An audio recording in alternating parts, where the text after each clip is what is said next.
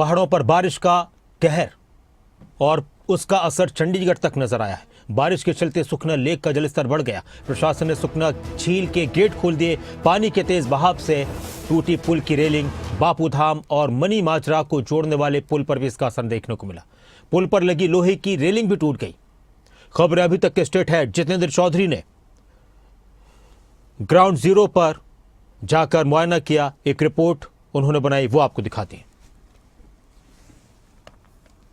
पहाड़ी इलाकों के साथ साथ मैदानी इलाकों में भी भारी बारिश का कहर देखने के लिए मिल रहा है।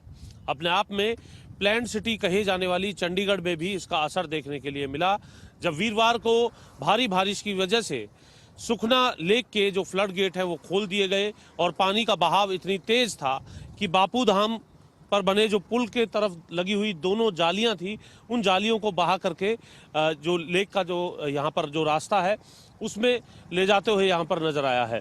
आप देख सकते हैं कि किस तरीके से जो भारी भरकम जालियां थी वो यहाँ पर टूट करके गिर चुकी हैं और जो पुल है वो पूरे तरीके से बिना जाली के दोनों तरफ से हो चुका है। इसकी वजह से बापूधाम पर बने इस पुल को वन वे किया गया है, यानी केवल चंडीगढ़ की ओर से आने वाली जो गाड़ियां हैं आईटी पार्क की तरफ जो जा रही हैं वहीं पर इसको जो इजाज़त है वो दी गई है और वन वे पूरे तौर पर ट्रैफिक को किया गया है। भारी भरकम जो पेड़ है उन्हें यहाँ पर देखा जा सकता है जो इस बहाव के साथ टूट करके इस पुल के पास आकर के रुक गए हैं और दोनों तरफ की जो जालियां हैं, इससे पहले अगर हम बात करें दोनों तरफ यहाँ पर जालियां होती थी ताकि जो आने जाने वाला जो ट्रैफिक है उसको सुचारू तौर पर रखा जा सके। और इसी के साथ साथ जो दोनों तरफ लगी हुई बड़ी बड़ी जालियां थी वो जालियां भी पूरे तौर पर टूट गई हैं और इसीलिए जो चंडीगढ़ पुलिस है उसकी तरफ से व्यवस्था को बनाए रखने को लेकर के इसे फिलहाल वन वे ही किया गया है।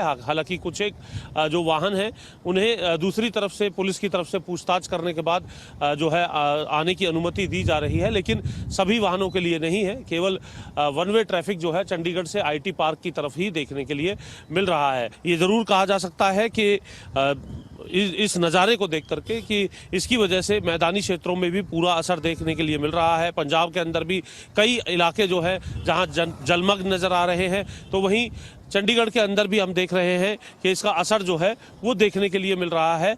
इसी के साथ साथ घग्गर नदी में भी हमने पिछले दिनों देखा था, पंचकुला घग्गर नदी में भी जो बहाव है वो तेज़ होते हुए नज़र आया था और वहाँ भी जलभराव जो है ये कह सकते हैं कि नदी पूरे तरीके से भर करके चल रही थी। अभी कुछ राहत है, ये देखना होगा कि आने वाले दिनों के अंदर अगर स्थिति यही बनी रहती है तो इन क्षेत्रों के अंदर एक बड़ा प्रभाव पड़ेगा।